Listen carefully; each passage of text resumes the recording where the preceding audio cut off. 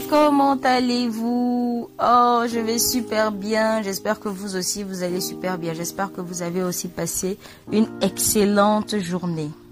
Alors, hier, nous avons constaté que 2 brigands sont venus rendre visite à Maouillon et apparemment, ils ont même eu le temps de tirer sur lui. Mais alors, qu'adviendra-t-il de Maouillon et de sa mère? Et qui est le commanditaire de cet acte ignoble? Découvrons-le dans le chapitre d'aujourd'hui. Alors, sans plus tarder, nous nous retrouvons dans quelques instants dans la rubrique Feuilleton. Au passage, moi c'est Sacha K, pour ceux qui ne me connaissent pas encore. Piège du destin de Mr. Yao Kumonji Midorun.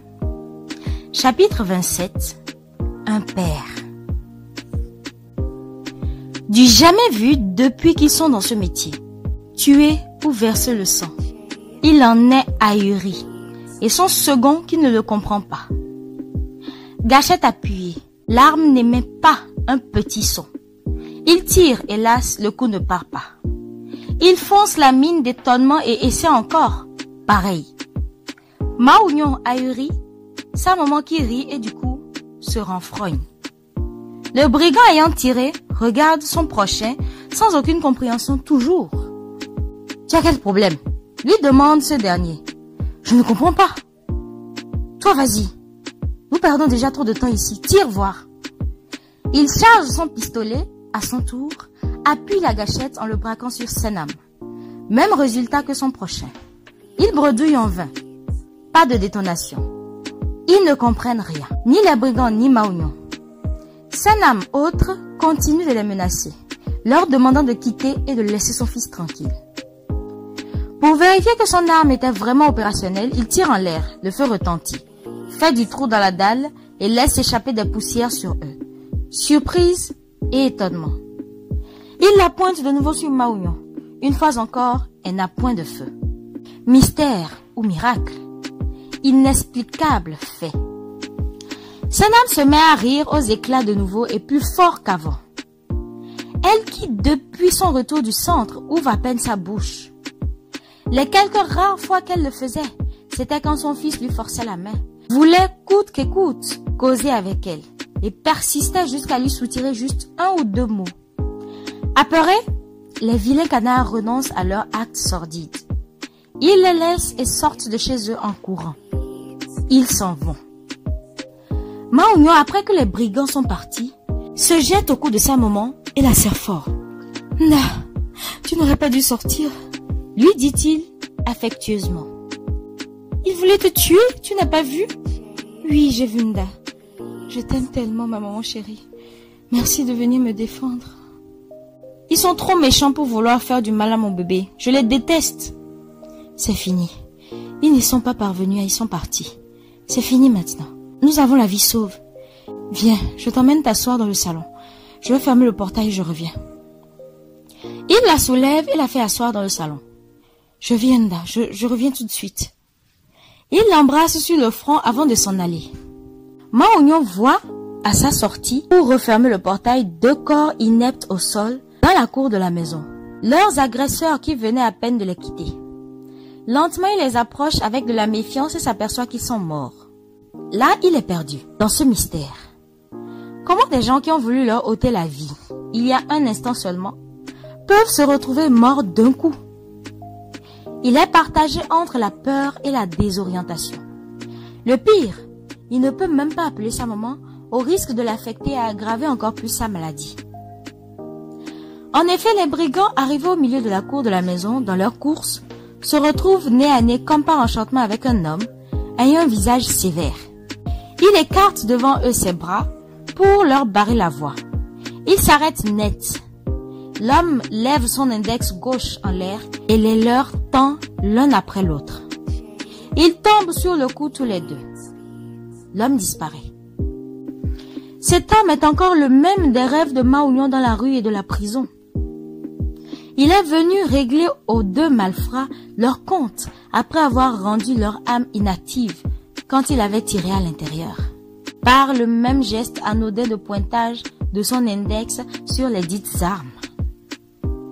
La famille Moussougan est à table ce soir déjà.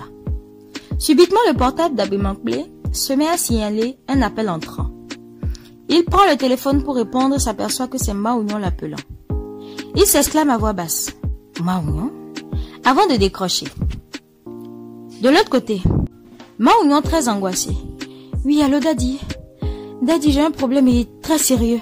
Agbemankplé, l'ayant senti angoissé, est angoissé aussi. Mais il reste tout de même serein pour lui demander calmement. Tu as quoi?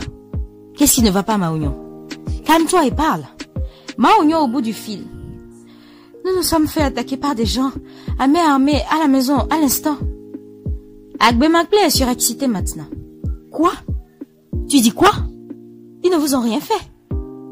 Ils voulaient quoi? Vous allez bien? Ils sont au nombre de combien? Maounion avec le même air d'effroi. Ils sont au nombre de 2, Daddy. Ils ont tiré sur ma maman et moi. Mais les coups de feu ne retentissaient pas. Leurs pistolets ne répondaient pas. Pris de peur, ils sont sortis en courant. Maintenant, je sors pour fermer le portail après leur sortie et voilà que je les retrouve, morts, comme ça, tous les 2 dans la cour de la maison. Je ne comprends rien, Daddy. Je suis perdue. Tu dis quoi? Tu as alerté la police déjà? Non, pas encore, Daddy. Agbemankplé comme si un peu relaxé. Calme-toi. Je viens tout de suite. Je vais alerter l'inspecteur moi-même. Retourne à l'intérieur et ne sors qu'à mon arrivée chez toi, quand je t'aurai fait signe. Compris, Daddy. Le reste, autour de la table, apeurés en écoutant leur père. Lucie demande. Daddy, il y a quoi? Qu'est-il arrivé à Maounion? Il faut que j'y aille tout de suite. Maounion s'est fait attaquer à la maison avec sa maman par de vilains canards. Ah mais pousse un grand cri de détresse. Gentil se lève nerveux d'un coup brusque. Leur maman ouvre sa bouche ébahie, qu'elle cache avec ses 2 mains. Agbemankplé compose un numéro, celui de l'inspecteur de la police, et se lève déjà pour sortir. Je viens avec toi. Lui dit Lucie, qui se lève déjà aussi pour quitter la table et suivre son mari. Je viens avec vous. Ajoute Gentille. Quant à Amé, elle n'a même pas besoin de leur avis ou d'aviser qui que ce soit avant de prendre la porte. Elle ne se lève même pas les mains avec laquelle elle mangeait. D'ailleurs, même si personne ne va là, chez Maounion ce soir, elle, Amé, y sera. Rien ne l'arrêtera. Tous abandonnent alors la table, excités par ce qu'ils viennent d'entendre. Maounion se présente au commissariat de police.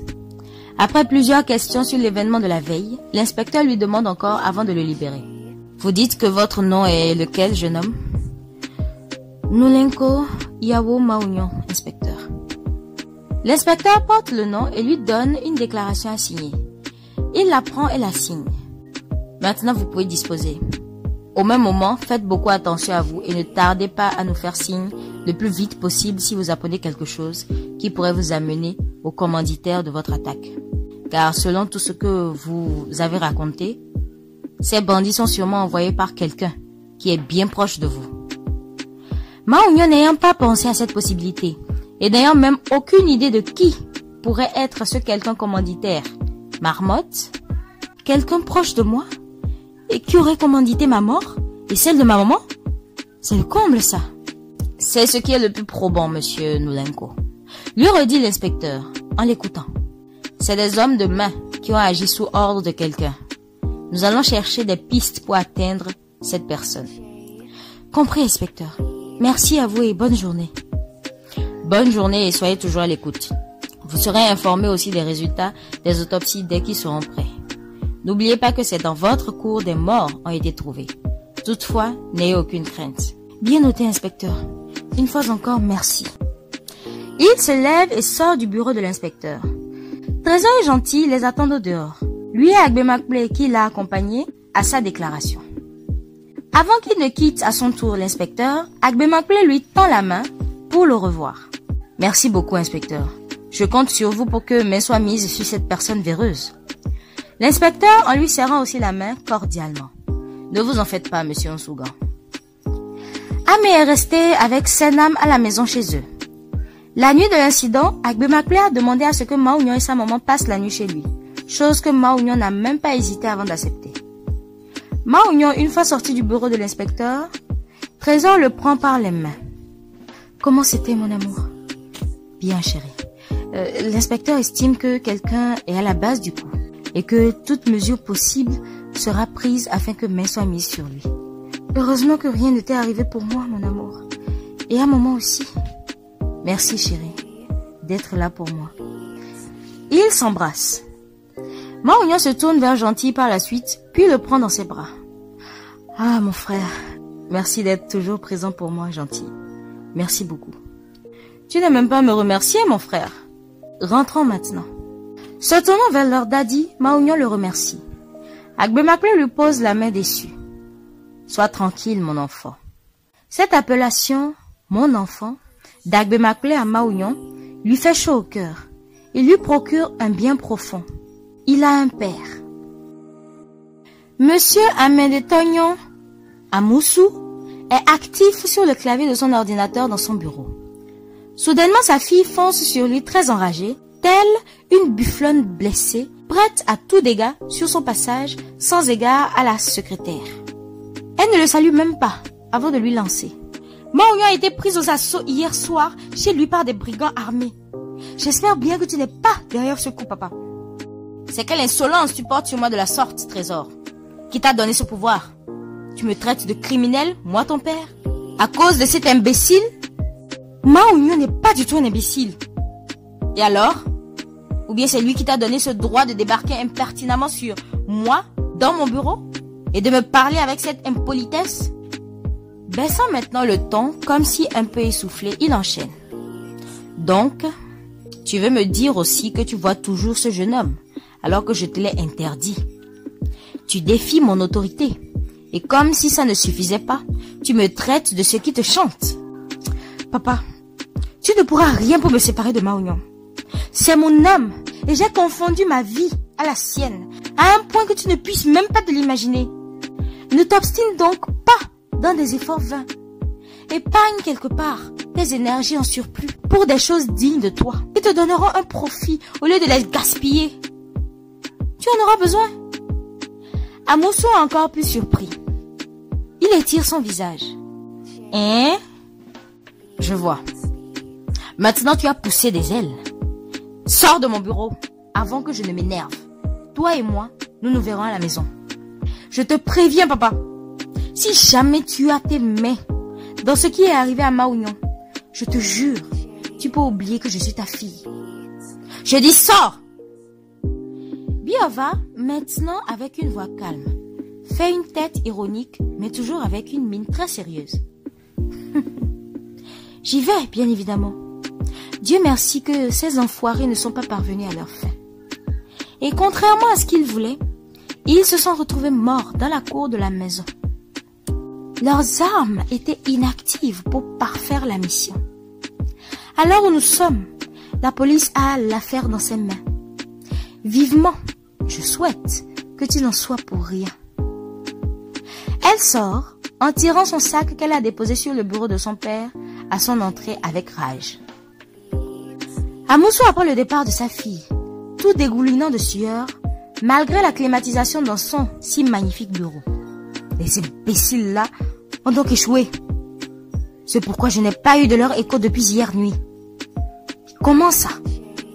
Comment ça ils se sont retrouvés morts sans que personne ne les ait touchés? Ou bien ce jeune homme a un pouvoir mystique? Lui jeune comme ça, avec un tel pouvoir? Où pouvait-il le trouver? Maintenant ma fille me soupçonne et me menace même. Ensuite la police qui s'invite dans cette affaire. Heureusement pour moi, les enfoirés de vauriens là sont morts pour que main ne leur soit pas mise dessus et qu'ils me mentionnent. De toute façon, ça ne va pas s'arrêter là. À peine il finit de marmonner que le même homme des rêves de Mao-Union lui paraît aussi, lequel il reconnaît aussitôt. Il frémit avant de lui adresser avec un air serein. « Tu fais quoi ici, toi? Tu es mort depuis. Toi et moi n'avons rien en commun. Retourne dans ton monde de mort. » L'homme lui secoue la tête avec des larmes qui coulent de ses yeux. « Pourquoi, Amoussou? Pourquoi? Va, repose en paix. Laisse mon fils tranquille. Tu es averti. » Puis il disparaît. C'est lui qui les aurait tués?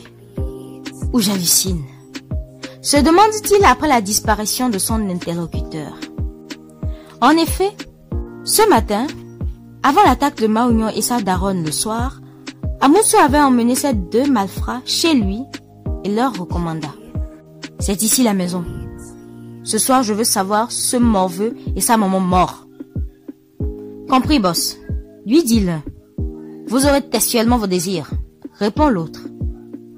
Je ne veux pas de mots, je veux de résultats. Un travail bien fait. Prenez votre vouloir déjà réalisé, boss. Je répète encore ceci. Vous ne mentionnez pour rien au monde mon nom là-bas. Soyez sans crainte, nous sommes des pros. Demain matin, vous passerez au bureau pour le reste de votre cachet, une fois le travail accompli et bien. Sans aucun souci. Vous aurez de nos nouvelles ce soir même, une fois la mission parfaite. Vous les aurez telles que vous les désirez. C'est très bien. Allons maintenant. Il mit la voiture en marche et ils s'en sont allés. Mao Union et sa maman passent 9 jours chez la famille Onsougan avant de décider à retourner chez eux. Et c'est contre le désaccord de Lucie. Il ne me plaît pas que tu retournes chez toi si tôt avec maman, Mao Union. Pourquoi vous ne restez pas ici encore et pour quelques jours? Merci beaucoup, maman. Mais je ne veux pas non plus laisser aussi la maison vide de la sorte. Et pour le moment, je vais accélérer la recherche d'une femme de maison pour s'occuper d'elle en mon absence. Mais une femme de maison n'assure pas de sécurité, mon bébé. Je peux te recruter un agent de sécurité pour surveiller la maison, si tu veux. Je vais me charger de son salaire personnellement, mon fils. Toute chose le concernant sera à mon compte. Dit à Mao Union, Agbemakule. En vérité, Agbemakule reste toujours dérangé par l'état de santé de Senam. Il n'a jamais cessé un seul instant de se sentir coupable. Il a cherché à se racheter par tous les moyens. Hélas, toujours sa conscience le punit. Même la prise en charge hospitalière de Senam, quand elle était encore au centre, Mao Union, en un moment donné, la lui avait coupée malgré son insistance. Non, Daddy, ça va aller. Merci beaucoup. Ok, comme tu veux. Si tu changes d'avis après, je suis là. Tu peux toujours compter sur moi. Promis, et merci beaucoup pour tout, Daddy. Après ce petit échange, Mao Union et sa maman les quittent. Gentil se charge de les ramener. Amé aussi à leur côté. Chemin faisant, Amé fait remarquer à Mao Union son mécontentement sur son refus de l'aide proposée par le père. Tu n'aurais pas dû, faux Mao Union. Laisse Daddy te prendre la sécurité, je t'en prie. Ne t'en fais pas, chérie. C'est pourquoi tu as un visage si sévère. Ça te rend vilaine, hein? Pour la taquiner. Non, faux Mao Union. Je ne suis pas du tout fière de toi, cette fois-ci. Avec ton radicalisme de toujours, là. Je suis très remontée contre toi. Non, Amé. Ne le prends pas sous cet angle. Je ne suis pas radicale, s'il te plaît. Et il n'est pas de raison pour te mettre en colère, mon amour. Je t'en prie. Mao Union, vraiment, tu es un homme et toujours tu aimes t'assumer. Que je t'admire chaque jour plus. Scande gentille. Voilà. Ça commence à chanter encore des louanges déjà. Au lieu de lui dire la vérité, tu l'encourages à ton tour à toujours s'obstiner, gentil? Demande nerveuse Amé à son frère. Non, pas ça, je t'en prie, Amé. La supplie de nouveau Mao Union. Elle est femme et elle ne peut pas comprendre, mon frère. Se moque gentil de sa sœur.